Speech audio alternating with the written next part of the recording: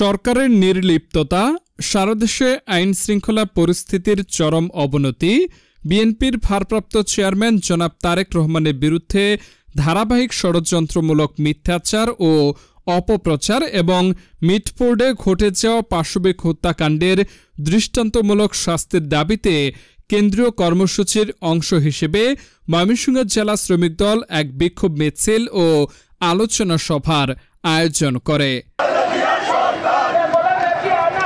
সোমবার ২১ জুলাই দুপুরে অনুষ্ঠিত এই কর্মসূচিতে সভাপতিত্ব করেন ময়মনসিংহ জেলা শ্রমিক দলের সভাপতি মোহাম্মদ আবু সাইদ এবং সঞ্চালনা করেন সাধারণ সম্পাদক মফিদুল ইসলাম মোহন। কর্মসূচির প্রধান অতিথি ছিলেন বিএনপি জাতীয় নির্বাহী কমিটির সহ সাংগঠনিক সম্পাদক জনাব আবু ওয়াহাব আকন্দ। তিনি বলেন, জনগণের ভোটাধিকার কেড়ে নিয়ে দেশকে অকার্যকর রাষ্ট্রে পরিণত করা হয়েছে।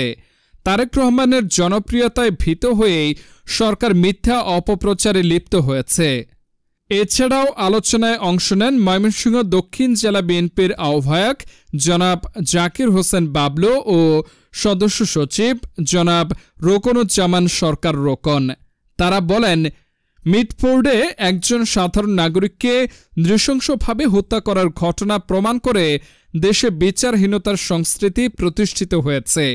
এ অবস্থা থেকে দেশকে রক্ষা করতে হলে সকলকে ঐক্যবদ্ধ হয়ে আন্দোলনে নামতে হবে। অনুষ্ঠানে উপস্থিত ছিলেন ভালুকা শ্রমিক দলের সভাপতি আলহাজ শ্রমিক হাসান সোহাগ, সাধারণ সম্পাদক শাহ মোহাম্মদ সুজন, ভালুকা পৌর শ্রমিক দলের সভাপতি মোহাম্মদ মাহাবুল আলম মোল্লা, সাধারণ সম্পাদক মোহাম্মদ সাদ্দাম হোসেন সহ জেলা ও উপজেলা পর্যায়ের নেতাকর্মীরা।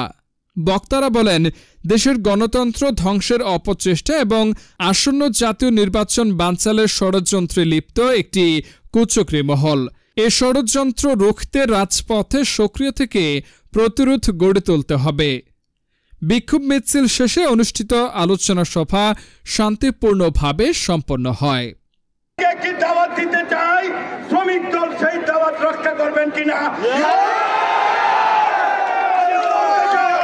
এদেশের বিরুদ্ধে যারা ৭১ মনোনিবেশ করেছিল, যারা এখনো ঘাপটি মেরে থাকে এই দেশের স্বাধীনতা, সার্বভৌমত্ব, তারেক রহমানের ভোটের অধিকার আদায়ে আন্দোলনকে রক্ষা করতে চায়, তাদেরকে সার্কিট হাউস মাঠে দিনক্ষণ ঠিক করে আপনারা যুদ্ধ নেমে আসুন।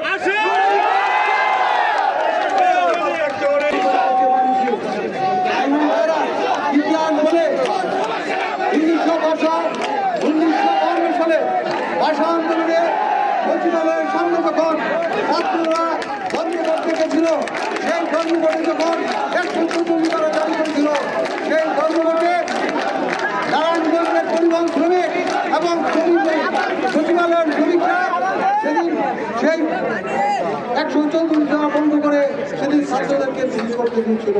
সুতরাং ইতিহাস বলে প্রতিটি আন্দোলন সংগ্রামের শ্রমিক দলের ভূমিকা অত্যন্ত গুরুত্বপূর্ণ। আপনারা সকলেই জানেন, বাংলাদেশের শ্রমজীবী মানুষ যদি ঐক্যবদ্ধ হয় তাহলে কোনো ষড়যন্ত্র এদেশে টিকে থাকতে পারবে না। আনিস মাল এর পাঠানো তথ্য ও চিত্রে PIB ৭১ টিভি।